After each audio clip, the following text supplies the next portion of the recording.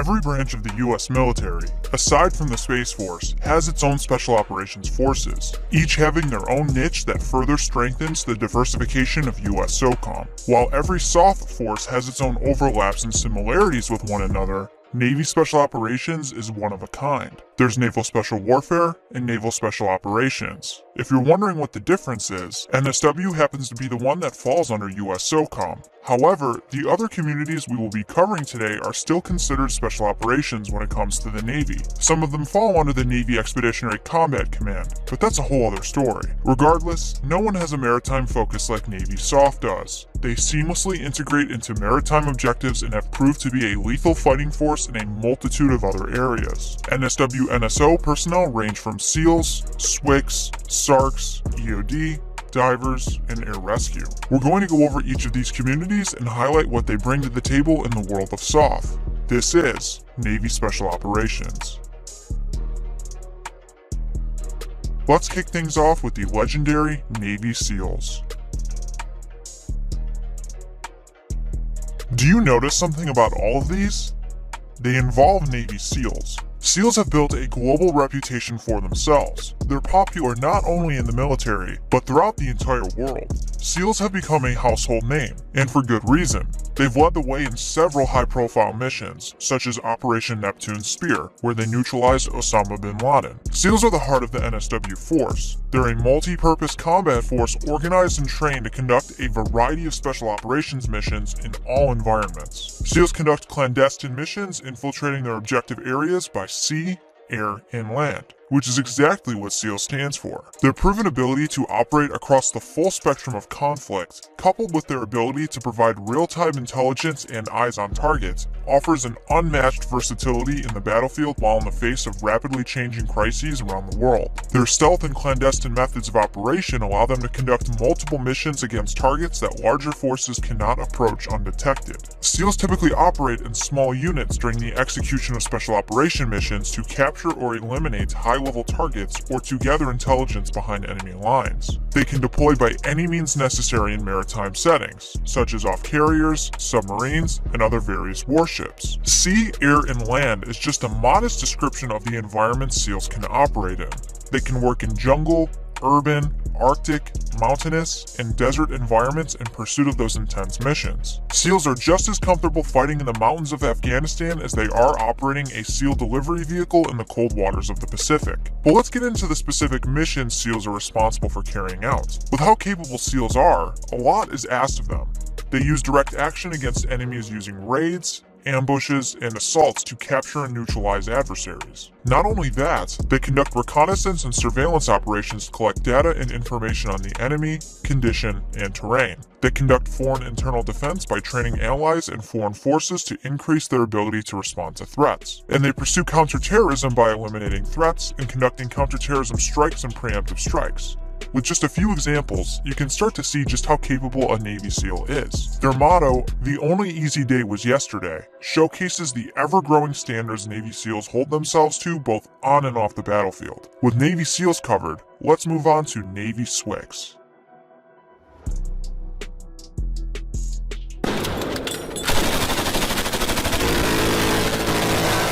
Impressed yet? That's just a taste of what SWCS can do. Navy SWCS stands for Special Warfare Combatant-Craft Crewman. Known as boat guys, these are the other elite warriors that make up Naval Special Warfare. However, many are not aware of their existence. They are a small, tight-knit community that likes to keep things under wraps. So what do these boat guys do? Brass tacks, they drive and provide small caliber gunfire support on specialized high-tech, high-speed, and low-profile surface combatant craft to secretly infiltrate and exfiltrate Navy SEALs on special operations missions worldwide. While their bread and butter is supporting SEALs in special operations missions, there's more to being a SWCS than that. They're the unsung heroes of Naval Special Warfare, and play an important role to accomplish the mission at hand. SWCS are masters of the weapons and watercraft they operate with, allowing them to pack a powerful punch, all while being on a vessel that is small enough to operate in waters where large ships cannot go. Such vessels allow them to specialize in swift mobility, and by using their expertise in tactical driving and convoy operations, they play a key role in hot infiltration and exfiltration. They also conduct special reconnaissance, direct action through coastline or rivers ranging from strikes captures, and ship takedowns by VBSS. For you military movie lovers, you saw a badass glimpse of what SWCS are capable of in the movie Act of Valor.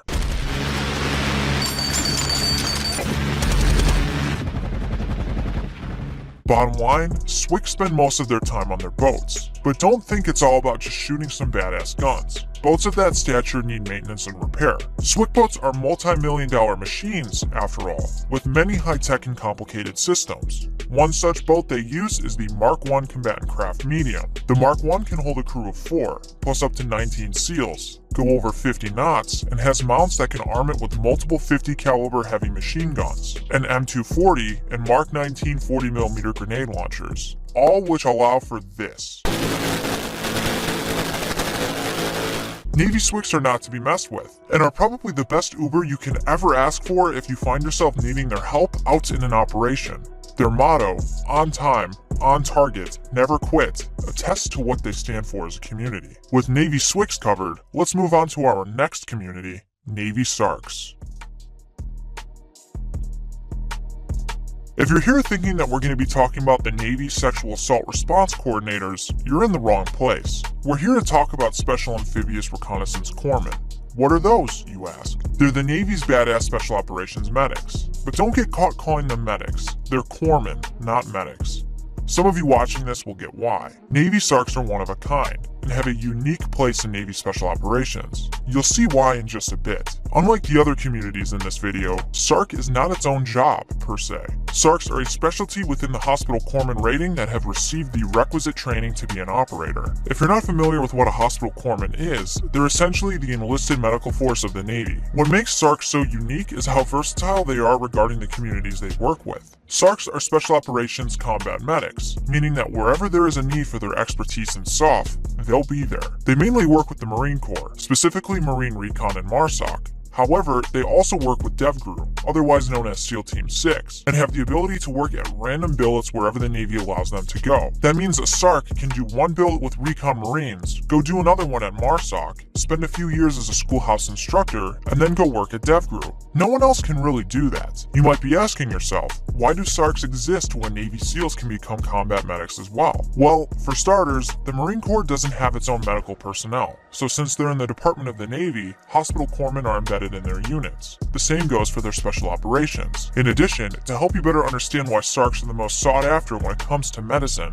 is that being a medical professional is their main job. For all intents and purposes, a SARC is a medical professional first, operator second, whereas a Navy SEAL medic is an operator first, medical professional second. But that's the great thing about being a SARC. While your main purpose is medicine, you're still trained up to speed with the rest of the boys and can be running and gunning just as much as they are. The SARC motto is, the difficult anytime, the impossible by appointment only, which exudes their confidence in special operations medicine. With Navy SARCs out of the way, let's move on to Navy EOD. Imagine someone who can kick down doors, jump, dive, and blow stuff up, all while rocking some hella good hair. That would be a Navy EOD technician. EOD stands for Explosive Ordnance Disposal. EOD is quite literally the bomb squad of the Navy, but they're much more capable than your average bomb squad at your local police department. EOD as a whole detect, locate, render safe, and dispose of explosive threats all over the world. These threats range from chemical, biological, and nuclear weapons, all the way to IEDs. Due to the nature of their duties, they have various types of equipment to help them get the job done. They have bomb suits, robots, high-tech gear, and loads of stuff to assist them. Sounds pretty cool, right? But EOD isn't unique to the Navy. There's also Army, Marines, and Air Force EOD. We tell you this because Navy EOD is arguably the best EOD to work in out of all of the branches. How so? Well, Navy EOD is treated differently. It's considered special operations. Other EODs don't really get the same perks and benefits to the level Navy EOD does. Not only that, Navy EOD is the only EOD that dives and deals with underwater explosives. While the Marine Corps EOD is starting to dip their toes in the EOD diving world, underwater explosives are what Navy EOD is known for. They're also the only EOD with jump school built into their pipeline. This allows for Navy EOD to be tasked with some pretty cool missions and can work with a variety of communities. As a versatile fighting force, Navy EOD embeds and works with a variety of SOF units. They're placed in SEAL teams, Army SF, DevGru, Rangers, you name it. While they're in those units for their expertise in explosives, don't think they sit around waiting for a bomb to defuse. Navy EOD personnel are expected to be up to par with the operators of the units they're embedded in, and often receive training to put them up to speed with the rest of the unit. Now that Navy EOD has been rendered safe, it's time to dive into the next community, pun 100% intended, Navy divers. Navy divers literally tell you what they do in their job title. They're divers who are in the Navy. But don't think that all they do is dive with the fishes for fun on any given 9 to 5. They dive with a purpose. There's much more to being a Navy diver than meets the eye. The Navy essentially runs military diving. Because of that, Navy divers are afforded the most funding and availability to work in all facets of diving. Because their area of operations are so varied, they can be required to utilize any type of diving equipment for use in any depth or temperature in any part of the world. These dives can range from short, shallow ones where they only go 25 feet deep, all the way to extreme depths for days or weeks at a time, known as saturation diving, where they have to decompress for several days before they can go back on land. Navy divers work in extreme conditions and do underwater tasks such as underwater ship repair, salvage operations, and assisting special operations forces. They are the foremost experts in all things diving, so they are sought after for their expertise and resources from other military diving communities, as well as civilian agencies. They're also constantly learning and discovering more about the science of diving, coming out with efficient diving advancements to make diving not only more safe, but more effective. On a final note for Navy divers, this is where the road separates between them and the first 4 communities we've covered thus far. While Navy divers are special operations in the Navy, don't expect to see combat as a Navy diver. They're more of a support role when it comes to other soft forces, and their mission does not include anything combat-oriented. That wraps up Navy divers. Let's move on to the next community, air rescue swimmers.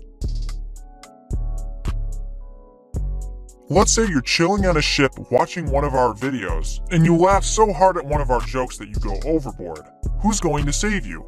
Air Rescue will. Navy aviation rescue swimmers are naval air crewmen who are a part of one of the most elite helicopter emergency response teams in the world that are tasked to assist those needing rescue in the most treacherous conditions. They are ready to go into harm's way to complete the rescue missions in some of the most extreme environments imaginable. One day you could be aiding in the evacuation of families amidst a catastrophic storm. The next day you could be rescuing the crew of a ship off the coast. And then the following day saving a mountain climber hanging from an inaccessible cliff. But there's more to aviation rescue swimmers than just rescuing those who need to be saved. Since they're also air crewmen, when they're not performing rescues, they aid in the various functions the crew needs to get done.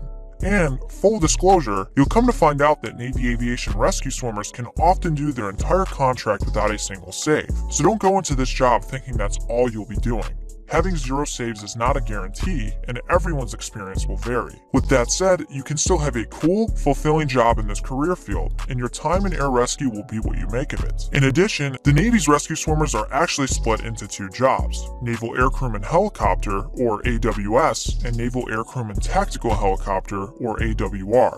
AWSs are known as Sierras, and AWRs are Romeos. While a lot of what they do overlaps, to put it simply, Sierra's primary jobs are SAR, VertRep, Medevac, and NSW support, and they also use crew-served weapons. Romeos do everything Sierras do, but on top of that, surface warfare, anti-submarine warfare, and electronic warfare. You won't know whether you're a Romeo or Sierra until you pass selection, so don't worry about it until that time comes. And with air rescue covered, you just learned about the 6 career fields of Navy Special Operations. If you're preparing for selection in any of these career fields and want a good deal on some great gear from a veteran-owned company, check out ATAC Fitness. You can get 10% off their Buds Essential Gear Pack, plus anything else in their store, if you use code General Discharge at checkout. The link to their website is in the description below. Go give it a look. And if you found this video interesting, we've done one like this on Air Force Special Operations. The link to that video will be in the description below. Well, that is the down and dirty of Navy Special Operations. If you learned something from this video, make sure to give us a like and subscribe to our channel. As always, thank you for watching. Do you even want to be here? A big shout out to all of our YouTube members and our patrons over at our Patreon. Thank you all so much for taking the extra step in supporting our channel. It is much appreciated. If you'd like to be featured on a General Discharge video, consider joining our membership with the link in the description or the join button to the left of the subscribe button, or go give our Patreon a look and join the team. Here's Nick Nausea. All your friends are subscribing to General Discharge and you don't even want to be here.